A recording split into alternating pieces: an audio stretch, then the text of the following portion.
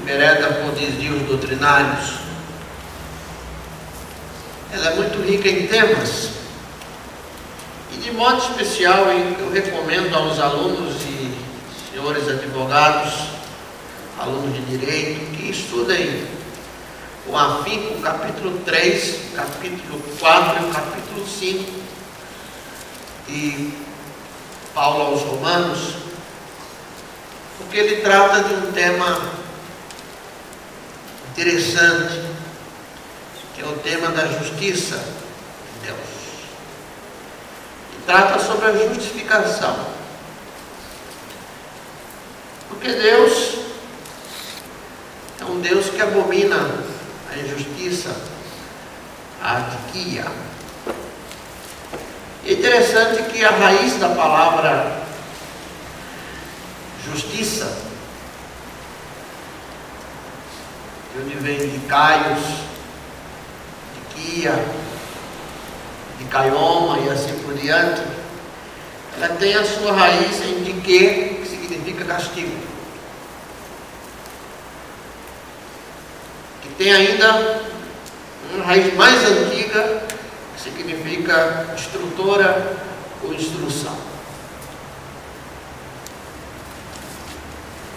Em síntese, a justiça seria a forma como se trata o castigo, condenando ou absolvendo.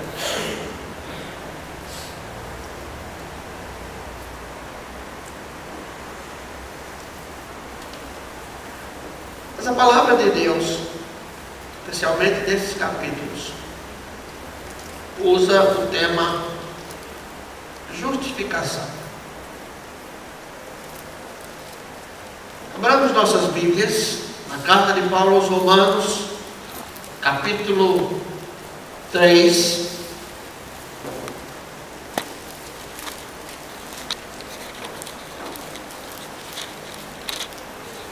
Lerei os versos 19 a 25. 19 a 26. Ora, nós sabemos que tudo que a lei diz aos que estão debaixo da lei, o diz para que se cale toda a boca e todo mundo fique sujeito ao juízo de Deus.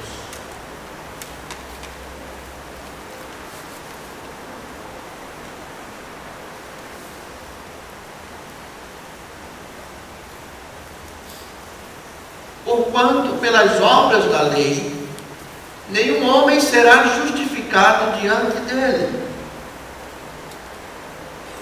Portanto, porquanto pelas obras da lei nenhum homem será justificado diante dele, pois o que vem pela lei é o pleno conhecimento do pecado.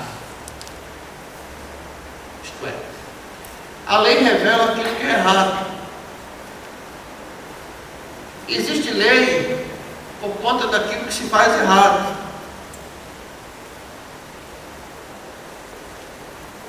Não precisaria de lei para indicar que ali não se pode ter uma velocidade maior do que 40 quilômetros. Mas por que as pessoas andam em 60, 80, 100? Precisam uma lei. A lei do próprio instinto da preservação da vida, mas não é dessa que está se falando. Que o texto está dizendo que a lei revela, ou pelo conhecimento, o que vem da lei é o pleno conhecimento do pecado. Isto é, daquilo que falhamos em relação a Deus. Gosto de lembrar ali dos vários significados que tem pecado, que particularmente de todos o que eu creio ser básico na nossa interpretação da palavra de Deus, é a questão de hamartia, é a questão de errar o alvo, de errar o propósito e o caminho para onde você deve ir. Errar o alvo da relação com Deus, errar o alvo da vida com Deus, erra o alvo do procedimento para com Deus, e que esse procedimento para com Deus, ele é refletido no nosso procedimento para com o próximo. Então Paulo diz, e é interessantíssimo esse capítulo, você que gosta da lei, você que estuda a lei, você que estuda esse tema, leia com mais profundidade, estude com mais profundidade, porque o que Paulo está dizendo, que pela lei, o que vem da lei, é o pleno conhecimento do pecado. Com isso Paulo está dizendo que a lei não justifica ninguém. Ainda que sejamos cidadãos da lei, ainda que procuremos fazer a lei, ainda que procuremos nos comportar conforme a lei, o que a lei traz, no caso da lei de Deus, é a revelação do pecado. É a revelação do conhecimento do pecado. E ele diz adiante, mas agora sem lei, tem se manifestado a justiça de Deus, que é atestada pela lei e pelos profetas, isto é, a justiça de Deus pela fé em Cristo Jesus para todos os que creem, pois não há distinção. Porque todos pecaram e carecem, e destituídos estão da glória de Deus, sendo justificados gratuitamente pela sua graça, mediante a redenção que há em Jesus Cristo, ao qual Deus propôs como propiciação pela fé no sangue para a demonstração da sua justiça, por ter ele, na sua paciência, deixado os delitos outrora cometidos, para a demonstração da sua justiça nesse tempo presente, para que ele seja justo e também justificador daquele que tem fé em Jesus. Esse ato da justificação que a Bíblia fala, irmãos, tem como finalidade proclamar a justiça de alguém e como essa justiça tem efeito sobre a vida dessa pessoa. Tem a ver com fazer alguém justo, pondo em condições de agradar a Deus. O que significa isso? Lá em Isaías capítulo 53, versículo 11, você vai encontrar que o sacrifício vicário do servo sofredor justificará a muitos e a muitas nações. O que aconteceu? Quando Jesus morreu na cruz, quando Jesus foi crucificado pelo meu pecado, pelos nossos pecados, por causa do castigo recebido por Jesus, está lá em Isaías 53. O que Jesus, aquele castigo era meu, o castigo era meu, o castigo era nosso, dos que creram, dos que não creram, dos que crerão, dos que não de crer, ou não. Mas quando Jesus Cristo foi para a cruz, ele levou sobre si todas as nossas iniquidades. Eu creio piamente, eu creio plenamente que quando Deus permitiu a morte de Jesus na cruz, foi para que todos pudessem ser salvos. Se todos serão salvos ou não, é uma questão de escolha. Eu creio plenamente que quando Jesus morreu na cruz, todos nós fomos beneficiados, abençoados pelo resultado desse sacrifício. Todos nós fomos predestinados à salvação. O que faz Jesus? O Senhor Jesus, quando esteve na cruz, e eu creio que há dois textos fundamentais nisso, de Isaías 53 e de Filipenses, a partir do capítulo 2, versículo 5, que mostra a forma como Jesus morreu. Se você ler isso com mais paciência, com reflexão, pensando em cada palavra, você vai observar que quando Jesus sofreu o sacrifício, morreu na cruz por mim e por você, ele recebeu da parte de Deus todo o resultado da justiça, toda a pena, todo o castigo, e nos devolveu em troca paz e salvação. Veja sua Bíblia no capítulo 5 de Romanos, versículo 1, diz assim, olha. Romanos capítulo 5, versículo 1. Justificados, pois, pela paz, pela fé, justificados, pois, pela fé, tenhamos paz com Deus por nosso Senhor Jesus Cristo. Só a fé em Jesus justifica o homem. Se formos ler o capítulo 3 do Evangelho de João, o capítulo 3 de João já diz que já está condenado aquele que rejeita a nossa, que rejeita o sacrifício de Cristo. João 3,16 diz: porque Deus amou o mundo de tal maneira que deu o seu Filho unigênito para todo aquele que nele crê, não pereça, mas tenha a vida eterna. Quando eu rejeito isso, eu não vou ser condenado, não vou ser separado de Deus, apenas por ocasião da minha morte. Mas eu já estou condenado. Eu já tenho o resultado dessa justiça. O resultado da justiça de Deus sobre a minha vida, sobre a vida de quem rejeita o sacrifício de Jesus, é a punição, é a separação eterna, que começa no presente. Mas pelo sacrifício de Cristo, quando pela fé eu recebo o sacrifício de Cristo, a justiça de Deus, que até então me era contrária, porque eu pequei, e o salário do pecado é a morte, o resultado do pecado é a morte. Eu fraudei a lei, eu burlei a lei, eu infringi a lei, eu desrespeitei a lei. A consequência disso é a condenação. O que faz Deus através do seu amor? Pelo sacrifício de Jesus Cristo, Ele me justifica e me coloca em condição de justo perante o Senhor. É isso que faz o amor de Deus. Isso precisa ser entendido. Nós somos separados para as boas obras, não pelas obras.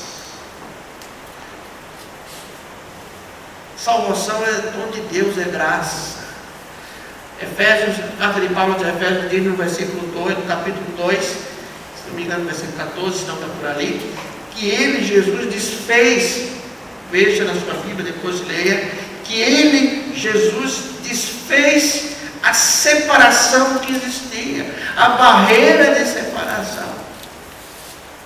Às vezes, nós mesmos, os crentes, temos dificuldade em aceitar que Deus justifique alguém que pela lei humana é condenado e seriamente condenado. Por isso que as pessoas que evangelizam nos presídios às vezes não são muito bem vistos por muitos, mas esse é o amor de Deus. Ainda que condenado pela lei dos homens, pela lei do amor de Deus, ele é justificado pela graça, pela fé de Jesus Cristo. Eu preciso me apropriar disso. Se eu não me apropriar desse amor, eu vou viver achando que todo dia eu perco a salvação. Eu vou viver pensando que o amor de Deus é sujeito se eu estou vivendo direitinho, se eu estou fazendo certinho ou errado. Mas agora eu sou justificado, e esse amor de Deus é derramado constantemente na minha vida, porque a palavra de Deus diz que essa justificação é dom, é graça de Deus. Observe, irmão, no texto de Romanos 5,16, diz assim a palavra de Deus: não é assim, também não é assim o dom com a ofensa, que veio por um só que pecou, porque o juízo veio, na verdade, de uma só ofensa para a condenação, mas o dom gratuito veio de muitas ofensas para a justificação. Isso não é resultado da graça, é o dom gratuito de Deus. É a graça de Deus. É a graça de Deus que nos salva. Isso é estendido a todos os homens, sem exceção. E a Bíblia fala disso. Não há distinção, não há grego, nem judeu, não há preto, nem branco, pobre ou rico, não importa. Não importa. Quando eu prego para alguém, quando eu proclamo salvação de vida para alguém, eu estou pregando para que ele possa resolver primeiramente a sua situação. Quando eu vou aos presídios pregar, quando eu prego para o homem mau, que nós somos bons, eu anuncio o Evangelho, que tem poder para resgatar a sua dignidade diante de Deus. Se tiver oportunidade diante dos homens, ainda que ele continue debaixo da penalidade dos homens.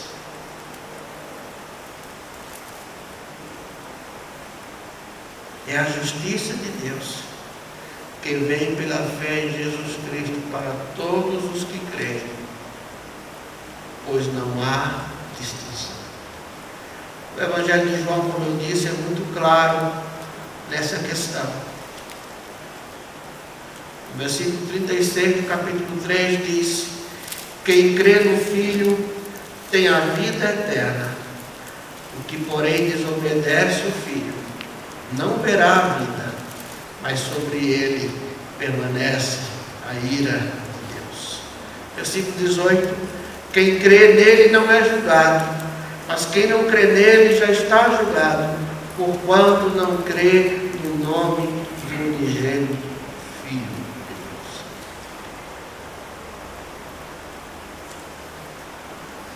Eu creio, irmãos, que humanamente falando, temos da legalidade,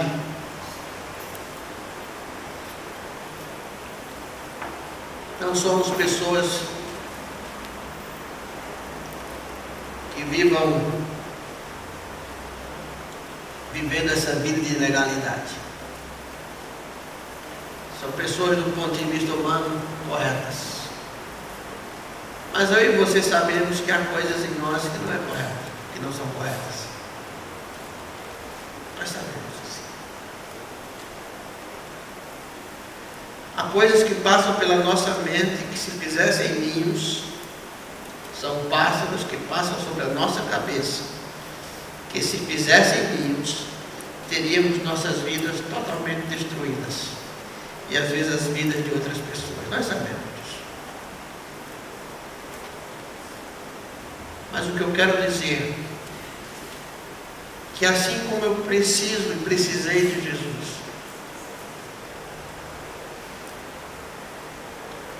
assim como eu não poderia ser salvo pela lei,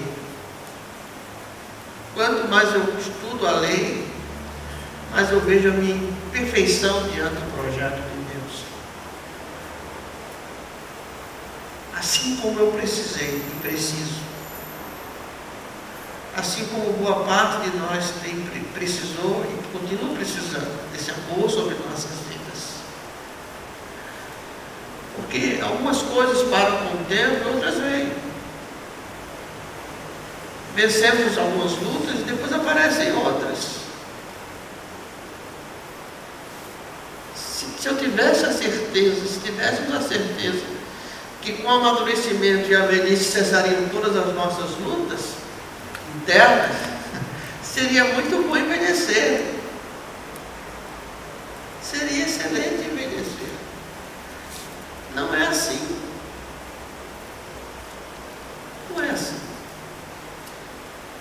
Aparecem outras inclinações, outras lutas, que me tornam, que me deixam imperfeito diante de Deus, do ponto de vista espiritual. Aí vem Deus com seu amor e a sua graça, dizendo: olha, tudo aquilo que nós merecíamos, tudo aquilo que seria o resultado da consequência do pecado, ela foi jogada na cruz. Dias atrás eu vi uma reportagem de um senhor, comportamento um tanto violento, foi preso, não era a primeira vez, e foi preso um rapaz, e o pessoal da delegacia descobriu que era o pai e filho. O filho que o pai havia rejeitado na infância.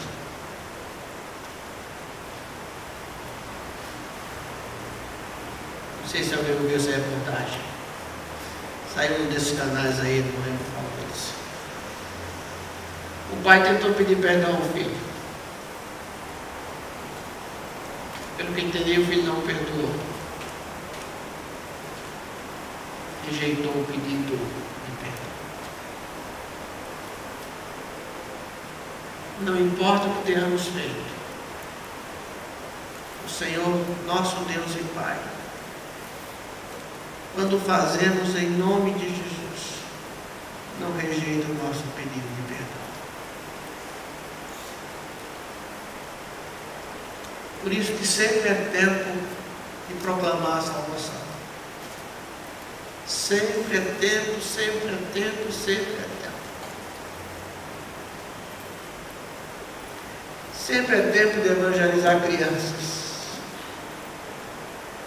Porque evangelizando crianças, resolvemos alguns problemas que viriam pela frente, de filhos e netos, que vão ser, que terão a sua história alterada, porque alguém conheceu Jesus. Não são os nossos méritos, ou o nosso proceder. Na época de infância, algumas igrejas ainda hoje têm uma organização chamada Embaixadores do Rei. Né? Então nós íamos para os retiros e havia sempre um prêmio de ais, né? E um troféuzinho de ais lá do retiro, que ele tinha tido melhor comportamento, participado mais das coisas. Né? Talvez você não tenha um troféu de melhor comportamento. Talvez você tenha sido da pá virada. Essa expressão mais antiga minha, né? Nossa, né? Talvez só Deus saiba que você aprontou na vida ou apronta. Deus sabe. Deus sabe. E você sabe, nós sabemos que nós somos passivos de punição. Até recitamos aquele texto lá de Marcos 17:3 que diz: aqui se faz, aqui se paga. De vez em quando eu vejo o crente recitando. Se trouxesse para a culto de oração, ele diz que antigamente se dizia textos decorados em culto de oração. Ah, pastor, vem cá a Bíblia diz: aqui se faz, aqui se paga. Talvez você até repita esse texto. Mas o amor de Deus muda esse paga.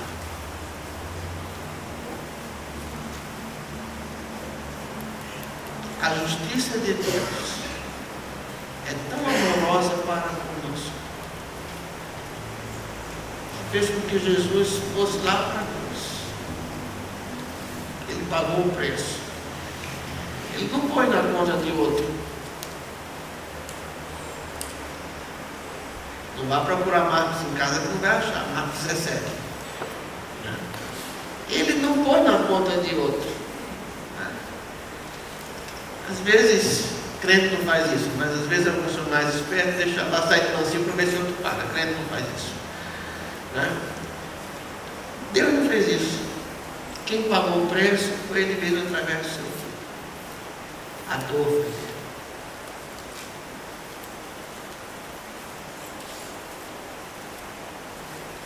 Se uma martelada no dedo dói, né, imagina os cravos. Particularmente eu penso que mais causou sofrimento de Jesus não foi tão somente os cravos, uma coroa de espinho, espios, mas a própria atitude dos que andaram com ele, dos que ouviram, dos que no domingo diziam bendito, bendito, hosana, hosana ao rei, bendito que vem em nome do Senhor. E na sexta-feira gritavam, crucificam, crucificam, soltem Barrabás. Mesmo assim, ele suportou até o fim. Vocês ouvirão mais plenamente desse sacrifício nas conferências teológicas do YouTube. Ele nos amou até o fim e suportou a cruz para que nós pudéssemos ser justificados. O coral vai cantar um hino. Eu não conhecia. E olha que eu escuto cantor cristão desde bebê, desde quando eu era bebê.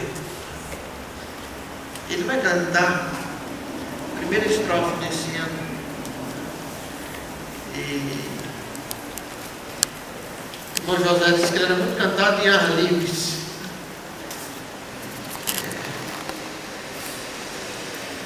Observe a letra desse hino.